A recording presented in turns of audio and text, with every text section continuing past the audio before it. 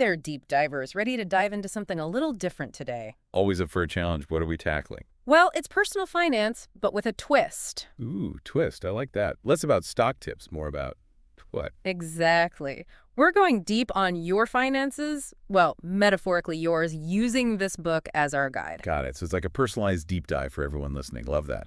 What's the book? It's called, get this, Organize Sua Vida Financiera Finanças, Pessoas.pdf. Whoa, okay. Holding on to those words tightly.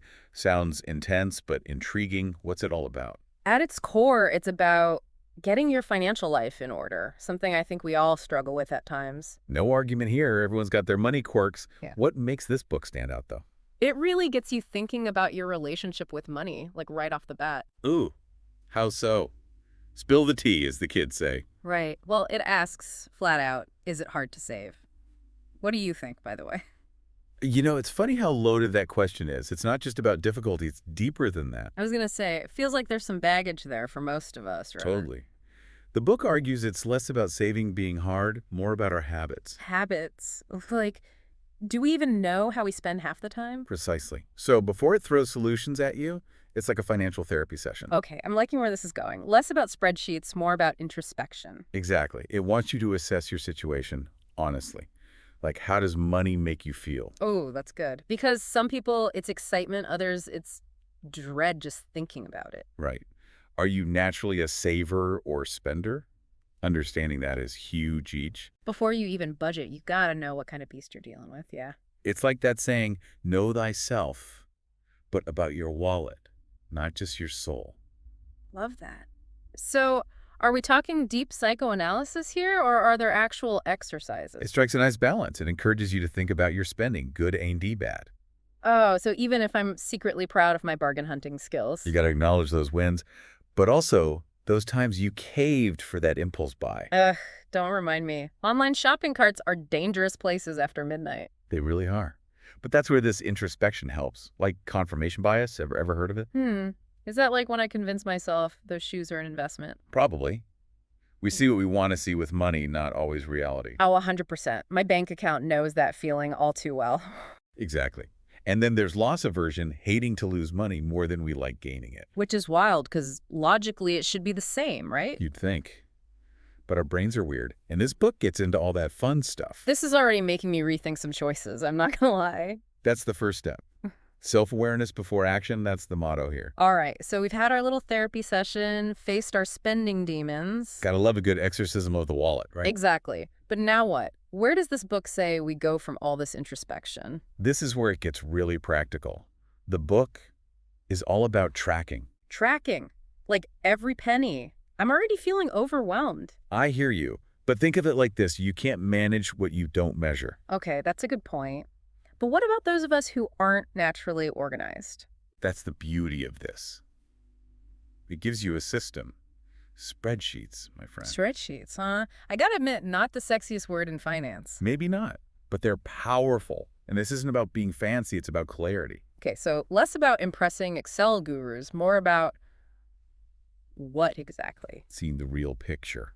Most of us underestimate our small expenses, you know. Oh, 100%. That daily coffee adds up way faster than I'd like to admit. Right, or those little online purchases, treat yourself moments. Don't even get me started on those. It's too real. This book gets me. And on the flip side, we might be missing income opportunities too. Wait, you're saying there's hidden money out there I'm not claiming? Not hidden per se, but potential. Could be a raise, a side hustle even. Ooh, a side hustle. Now you're speaking my language. But back to the spreadsheets. All right, so the book gives you categories, helps you break it all down. So income, bills, fun money, all that jazz, nicely organized. Exactly, you can see where it's all going. Right. Are you hitting your savings goals? Oh, that's a good point. If it's just floating around in my head, who knows? Right. This way you're not guessing, you have data. Empowering. Right, it is. But I imagine for some people, that much data is scary, not empowering. Oh, for sure. It's like holding up a mirror can be uncomfortable at first. But like any good mirror, it helps you see what needs fixing, right? And that, my friend, is where this deep dive gets really interesting. Okay, deep divers, we're back. We've gotten real about our spending habits, even faced the dreaded spreadsheet. But this book, it doesn't just stop at the numbers, does it? Not at all. This is where Organized Sua Vida Financiera gets really interesting, really holistic. Okay, I'm intrigued. Because I'll admit, when I saw a chapter title about the spirituality of finances, I was like, come on. I hear you. It sounds a little out there. But they're onto something. It's about the big picture. Okay, so break it down for me. How do finances connect to, well, everything else? They use this cool concept called the wheel of life. Imagine a wheel divided into slices. Okay, got it. Like a pie chart, but for your whole existence, basically. Exactly. Each slice is a life area. Career, relationships, health, even spirituality, and of course finances. So money's just one slice, but it's connected to all the others. Precisely. The book argues that if one slice is wonky, the whole wheel gets wobbly. Ooh, I like that visual. So give me an example. How does money impact, say, my health? Think about it.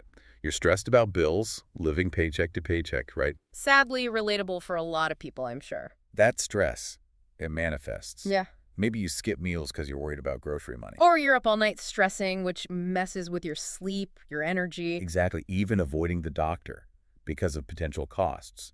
Now, flip the script. Okay, flipped. I've got some financial breathing room, a little emergency fund. Suddenly, those healthy choices. More doable. Gym membership, fresh food, less stress eating. It's like that peace of mind has a ripple effect, right? Totally. Or Yeah. think about relationships want to spend time with loved ones, but you're always working extra shifts. Been there. It's hard to be present when you're worried about making rent. Financial stability gives you back time, energy, the ability to actually enjoy those relationships. Powerful stuff. This book really drives home that money impacts everything, not just our wallets. It's all connected. But, okay, let's get practical. Say you're dealing with debt, what then? Yeah, because that's a heavy weight on the whole wheel of life, right? Big time. One thing this book really emphasizes is communication, especially with family.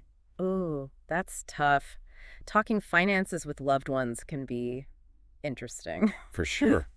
But imagine being open about goals, struggles, working together towards solutions. Instead of it being this taboo topic everyone tiptoes around, right? Exactly. It builds trust, understanding. Plus, the book gives practical tips too. Hit me with some. What else does it recommend for tackling that debt beast? Prioritizing high-interest debt is key. Those credit card bills can spiral fast. Ouch, yeah, those interest rates are no joke. Right.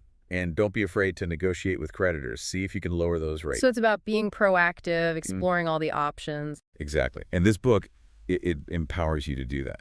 But there's one more thing, a big takeaway. Lay it on me. What's the final gem of wisdom? It's about defining your why. What does financial freedom look like for you? Not just getting out of debt, but what you're working towards. Yes. Having that vision, it's motivating. Makes the tough choices, the spreadsheet struggles, all worth it. Wow, that's powerful. So it's about aligning your money with your values, your dreams. Exactly. It's about designing a life you love, and finances are just one tool to get you there. I love that. Organize Sua Vida Financiera, more than just a finance book. It's a life guide. Couldn't have said it better myself. To our listeners, if you're ready to organize your life, we've got the link in the show notes. And hey, maybe this inspires you to explore other global perspectives on money, too. Until next time, deep divers, keep those financial wheels turning.